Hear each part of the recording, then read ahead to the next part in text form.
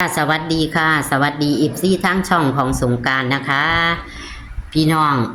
มื้อนี้จะมาตามแนวทางพอบ่ประสงค์ออกน้ำนะคะตำล่าวเมื่อคืนนี้เพิ่น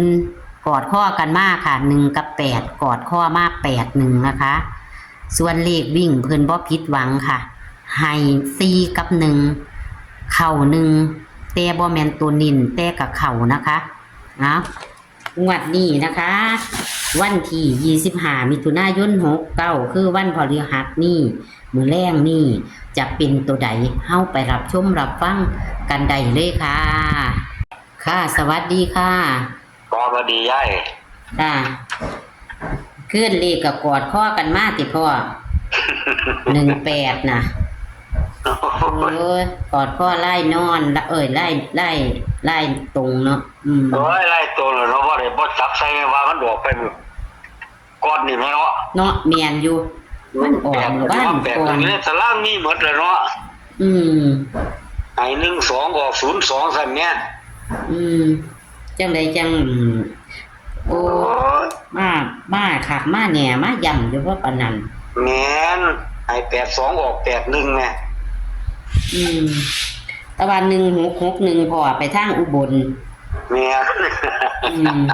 ทางอุบลกับได้อยู่ดอก6116อ่ะเลขวิ่งมาก็เข้าอยู่ดอกค่ะเลขวิ่งเข้า1อยู่เข้ามันมา81เนาะทางเฮาเนาะ81ลางโอ้แต่ว่าก็กอดข้อกันมาอยู่ในตารางเด้อพี่น้องเอ้ยจับเอากอดข้อมาดีอยู่ดีแหละเนาะพ่อเนาะแม่เลขในตารางมันบ่ค่อยหลุดออกได้ซะเอาใหม่ค่ะพ่อแก้ใหม่มื้อแรกนี่ล่ะมันบ่หลุดพ่อ2งวดดอกของพ่อน่ะบ่มื้อแรกจังได๋ก็เข้าอีกแท้ๆล่ะค่ะเลขในตารางพ่อเลขในตารางมี5มี0มี9 509ครับ348กับ7ตัววิ่ง5กับ0นะยายวิ่ง5กับ0จับคู่มี03 04 05นี่53 54 59 73 74 78แล้วก็34 80 90ครับ12หางวิ่ง5กับ0นี่ตัวใดแห้งพอเล่นที่0ได้ยาย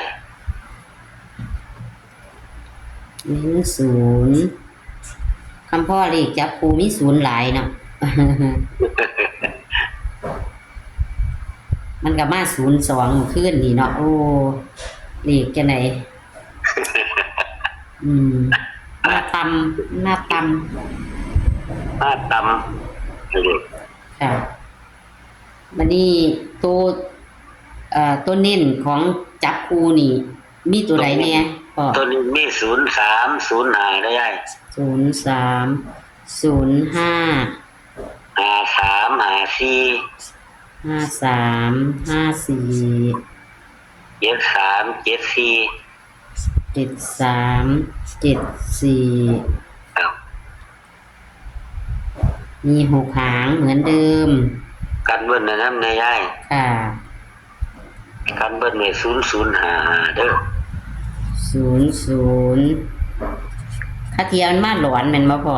ครับมันบ่มาโดนน่ะมันบ่มาโดนอันนี้มันก็สิมาหลอนก็บ่จักนะกันไว้ก็ดีมีความฝันบ่ค่อยมาขึ้นเนี่ยว่าแม่นนั่นฝันว่าไปอีหยังบ่ย้ายไปอันคือจังไปบ้านเบิ่งอย่างนึงคือยังเป็นบ้านล่างละหลังน้อยๆสูงก็บ่สูงต่ำก็บ่ต่ำก้าวขาขึ้นได้นั่นน่ะบัดนี้ไปกับเมียบัดนี้กับอัน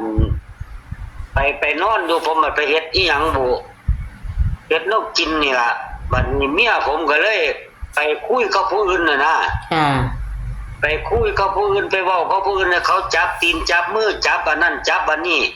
ตาน้อยผมก็สิงเบิ่งอยู่ค่ะบัดนี้พอเฮ็ดแล้วบัดนี้พ่อบักนั้นหนีผมก็เลยว่ามึงมักจังซี่สิผมว่ามึงคือเป็นจังซี่บัดนี้ผมได้ตีเขาแม่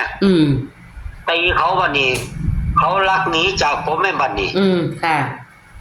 ลักหนีจากผมเนี่ยผมนำไปเงินก็บ่มีหยังก็มีไปบัดนี้เลยไปพ่อหมู่เขาเป็นหุ่นปีกแล้วว่าให้ขอยืมรถแหน่อันสิไปนำเมียว่าซั่นเพิ่นเอากุญแจรถให้แม่ยายค่ะกุญแจรถใหญ่นี่ล่ะบัดนี้ว่าสิไปบัดนี้บัดไปเห็นเด็กน้อยคือจังหลานเจ้าของนี่คือจังลูกบักยันเดี๋ยวนี้ค่ะก็มากินข้าวกินหยังอยู่ในกะละมังกินจนอิ่มผมก็ป้อนจนว่าอิ่มบัดนี้มันบัดกอดผมไว้ซะเด้อบัดนี้ผมสิไปนำอันสิไปนำมันยายอ่ะค่ะบัดนี้หูเมียขึ้นมาว้ายกูก็ฝันไปทั่วแต่ซั่นดอกมันเด็กมันสิเข้าแล้วเด็กน้อยกอดว่าติครับผมมันก็สิบ่เข้าละติพ่อ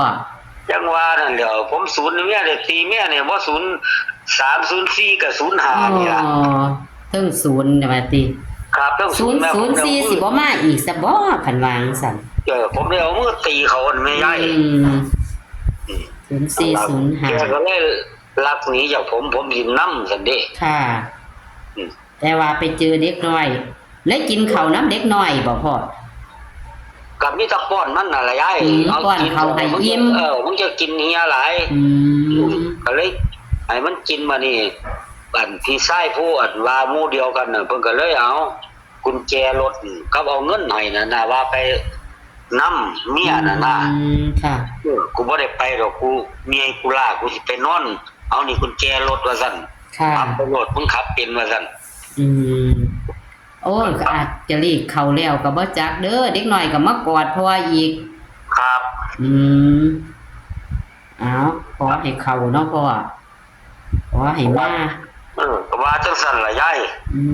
มีความฝันประกอบแม่นศูนย์นี่ยังอยู่ดอกศูนย์นี่เมียมากศูนย์ก็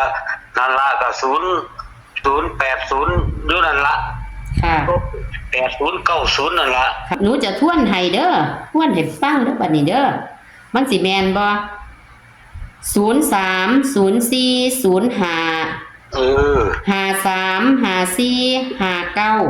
ครับ737478แม่น348090นั่นล่ะถูกแล้วค่ะทั้งชื่อก็นี่ล่ะ8090030405นี่ล่ะค่ะแล้วบัดนี้ไอ้ตัวกันของพ่อก็00กับ55เนาะครับค่ะย่านลงผิดพลาดอีกนะคะก็ต้องทวนเนาะพ่อผมมักละ0ได้เพิ่นจัดรถค่ะเพราะว่าพ่อก็นิ่น0เนาะวิ่งตะวันลีกับชอบมาน้ำกันก็ดีสิแมน05ซะกำปั้นว่าติกำปั้นขอขอบคุณพ่อเด้อบัดนี้ครับผมแต่ว่าพ่ออันขึ้นมาอย่างแรงทุนบ่หลายค่ะทุนบ่หลายนำ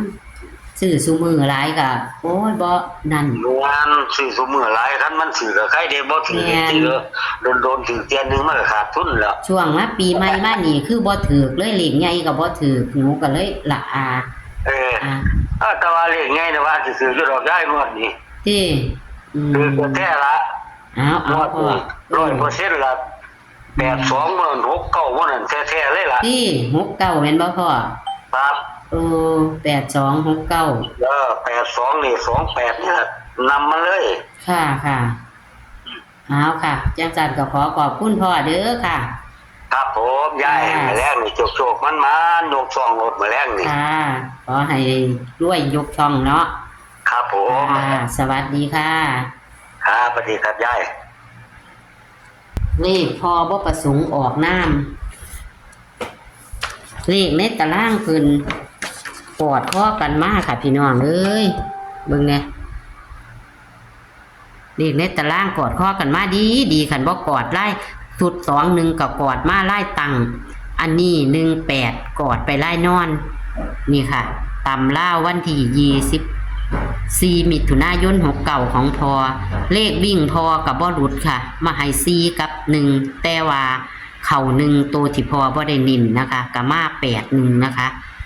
จับคู่กับบ่เข่าส่วน1661ไปทางอุบลอยู่เด้อค่ะพี่น้องเลขเพิ่นก็เลยมักจะไปทางอุบลก็ดีค่ะวันที่25มิถุนายน69ตำล่าวเลขในตารางค่ะพี่น้องเบิ่งเอาค่ะแคปหน้าจอเอาค่ะเลขในตารางเลขวิ่ง5กับ0นะคะจับคู่12หางคือเก่าตัวกัน0055เด้อตัวกันพี่น้องค่ะเลข2ตัว12หางแคปหน้าจอค่ะพี่น้องตัวเน้นเด้อปากกาแดงฉีดพี่น้องตัวเน้นเด้อปากกาแดงฉีดนะคันเฮ็ดจังสี่พันเห็นตัวใหญ่พี่น้องเอ้ยแคปหน้าจอค่ะขอขอบคุณที่กดไลค์กดแชร์ให้กับพอบ่ประสงค์ออกน้ำเด้อค่ะคลิปนี้ก็ฝากไว้ซ้ำนี้ค่ะโชคมันมื้อแรงค่ะสวัสดีค่ะ